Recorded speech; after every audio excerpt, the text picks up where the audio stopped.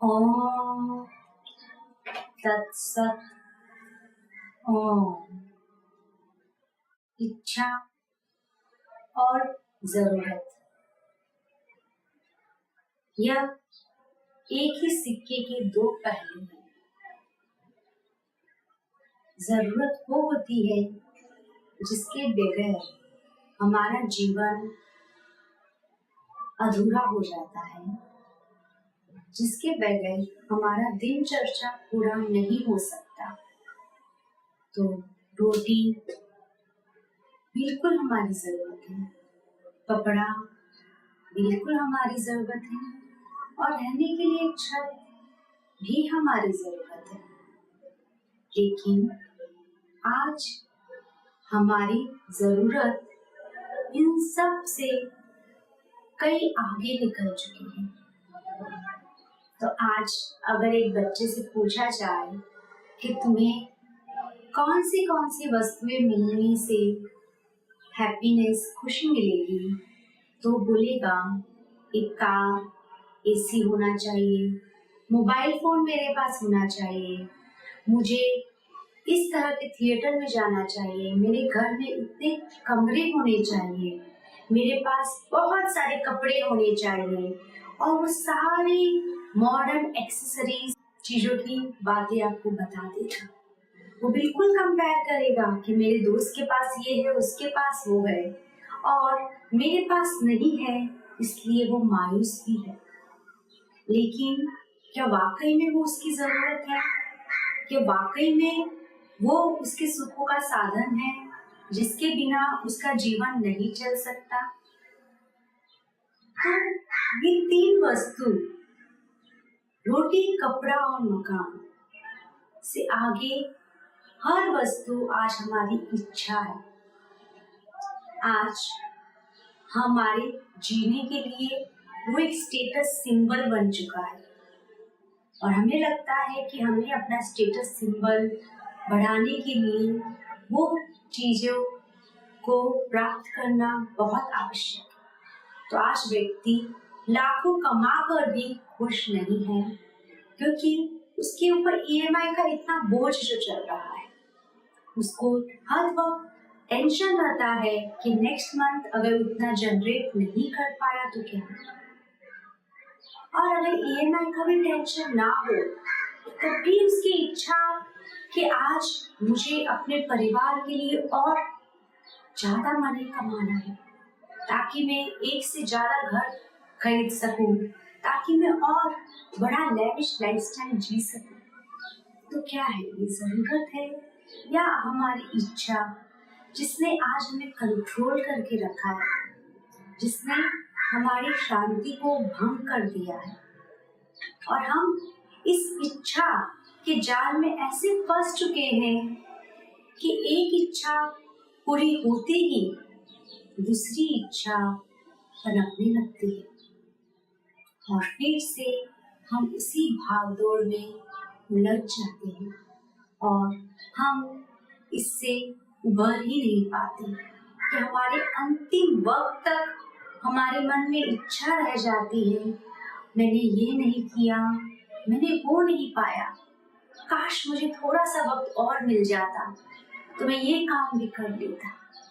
तो कितने अफसोस की बात है कि हमारे पास जो है हम उसे संतुष्ट ही नहीं हो पाते, और एक असंतुष्ट, असाधारण जीवन जीते रहते हैं, जिसका कोई मूल्य नहीं, जिसका कोई इम्पोर्टेंस नहीं।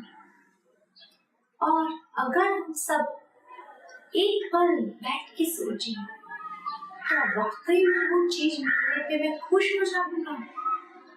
आज अगर हमारे पास अंबानी जितनी दौलत भी आ जाए, हमारे पास दुनिया का सब ऐशो आराम आ जाए, हमारे पास दुनिया की सारी प्रॉपर्टी आ जाए, तब भी क्या हमें वो खुशी दे सकती है? क्या गारंटी है उसके बाद आप चैन से मर सकेंगे? कोई गारंटी नहीं, क्योंकि आपका मन भी आसमान चाहेगा, आसमान मिल जाएगा तो गैलेक्सी चाहेगा। ये इच्छा ऐसी चीज है जो कभी खत्म ही नहीं हो सकती। उसके थोड़ा सा वो उस बच्ची की तरह है जिसे आप चॉकलेट दोगे तो कैडबरी मांगेगी, कैडबरी दोगे तो वो और बड़ी चीजों की डिमांड करेगी, लेकिन उसकी डिमांड पूरी ही नहीं होगी क्योंकि वो माया के जाल में आपको फंसाती ही जाएगी और अंत में फिर वो आपके मन में डर पैदा करेगी कि तुमने इतना जो बना लिया उसे कोई ठीक से संभाल पाएगा नहीं तो क्या होगा। तो यानी सिर्फ बनाने का सुकून भी नहीं प्राप्त हुआ, उससे पहले तो हमें उसे खोने का डर आ जाता है। तो क्या फायदा, हम क्या बना रहे हैं जबकि हम सबको पता है कि हम कुछ भी नहीं लेके जा सकते। हम एक पल की संतुष्टि भी उससे नहीं पा सकते। तो फिर क्यों ना हम इसी वक्त अपनी इच्छाओं पे एक फुल स्टॉप लगाएं और हमारी जरूरतों का दायरा भी समेटे और देखें कि वाकई में हमें क्या चाहिए। और आप ये जानकर बहुत ही ताज्जुब होगा आपको कि जो चीज हमें वाकई में चाहिए वो है शांति और खुशी। और इस लग्जरियस और इस इच्छा पूर्ति में वो शांति या खुशी नहीं हो सकती क्योंकि वो बहुत ही लिमिटेड है, वो बहुत ही टाइमिंग के लिए है। अगर हमें सच में एक बहुत ही संतुष्ट और हैप्पी लाइफ देखना है तो हमें अभी से हमारी इच्छाओं की लिस्ट पे फुल स्टॉप लगाना चाहिए। बिल्कुल एक व्यक्ति कहेगा कि तो हमारा जीवन भी निरर्थक हो जाएगा, फायदा क्या है, एम्बिशन होना तो जरूरी है, नहीं तो हम तो एकदम एनिमल्स की तरह जीवन जिएंगे। ये भी हमारा डर ही है क्योंकि इच्छाओं पे फुल स्टॉप लगाने का मतलब जीवन से मुख मोड़ना नहीं है, बल्कि अपने जीवन को लक्ष्य निर्धारित रखना है।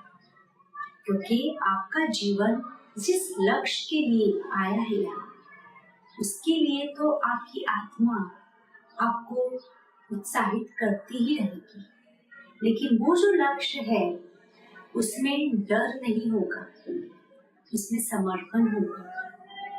तो जब हम किसी भी लक्ष्य में अपने इच्छा को ना आते हुए अपने सरेंडर पर्सपेक्टिव को आगे आने देते हैं तो हम वाकई में अपने जीवन को सार्थक बनाने की तरफ बढ़ते हैं। क्योंकि उस वक्त हमें पता होता है कि हम सिर्फ एक चैनल है, एक माध्यम है और हमारे द्वारा वही कार्य हो रहा है जिसकी आवश्यकता है और हम बेवजह के कार्यों से दूर हटने लगते हैं और हम बिल्कुल हमारी आत्मा के लक्ष्य पे बढ़ते रहते हैं। तो किसी को भी ये हक नहीं है कि वो आज एक जगह बैठ जाए और बोले कि बस अब तो मैं कुछ भी ना करूंगा, क्योंकि कुछ करने की कामना भी तो इच्छा है। परंतु ऐसा नहीं है। जिस इच्छा में भी लोभ या डर शामिल हो वो हमारी सेल्फिश भावनाओं पे आधारित होती है। और जब भी हम कोई भी कार्य लोभ या डर से उठकर करते हैं, लोभ यानी किसी चीज को ना पाने की लालसा और डर किसी चीज को खोने का भय भी ना। तो जब हम कोई भी कार्य इन दो भावनाओं से ऊपर हट के करते हैं, आत्म उद्धार या जग उद्धार के लिए, वो कामनाएं हमें हमारी आत्मा के लक्ष्य तक ले जाने में कामयाब होती है। तो जब तक जीव है तब तक कामना तो रहेगी, पर इसका भी स्तर होता है कि हम वाकई में जानवर स्तर पे उतर कर सिर्फ अपने ही बारे में सोचते जा रहे हैं और अपने लिए ही सब कार्य करते जा रहे हैं, हमें दूसरों की बिल्कुल भी परवाह नहीं, या हम अपने स्तर से उठकर समाज के बारे में भी सोच रहे हैं, तो जरूरत और इच्छा तब भी रहेगी, लेकिन बदलाव ये होगा कि आप एक माध्यम बन के, एक चैनल बन के काम करेंगे और उसका रिजल्ट जो भी हो आप उसे स्वीकार करने में बिल्कुल भी हिचकिचाएंगे नहीं, क्योंकि वो कार्य आपने एक्सपेक्टेशन से उठकर किया था। तो उससे जो भी लाभ या हानि होगा उसमें हमें कोई भी आपत्ति नहीं होगी। तो क्यों ना दिन की शुरुआत हम एक ऐसे कार्य से करें जिसमें ना ही कोई लाभ की लालसा हो और ना ही कुछ खोने का डर। एक छोटा कार्य क्यों ना हो कि अगर हम रास्ते पे जा रहे हैं और अगर वहाँ किसी को मदद चाहिए तो हम वो मदद करें, लेकिन हमारे मन में एक पल भी ऐसा ना आए कि कल मेरे साथ ऐसा हो तो कोई मुझे भी मदद करेगा क्या, या हमारे मन में उस व्यक्ति से भी कोई आभार या कोई एक्सपेक्टेशन ना हो। तो छोटा सा कार्य अपने प्रियजनों के लिए भी, क्योंकि हम सब लोग इतने ज्यादा लाभ पाने में फंस चुके हैं कि हम सबके लिए कार्य करते वक्त एक्सपेक्ट करने लगते हैं। तो क्यों ना हम एक छोटा सा कार्य अपने घर में, आज अगर आप खाना बना रहे हैं तो बस प्रेम से खाना बनाइए, उस पे कोई आपको तारीफ करे या कोई आपको नाकार भी करे, उससे आपको दुख या खुशी ना हो, बस दिल से खाना बनाइए। अगर आप ऑफिस में काम कर रहे हैं तो बिना डर के बिल्कुल खुशी से काम कीजिए, ना ही कोई एक्सपेक्टेशन ना ही कोई फियर, और फिर आप देखोगे कि आपके काम में एक अलग ही निखार आ जाएगा।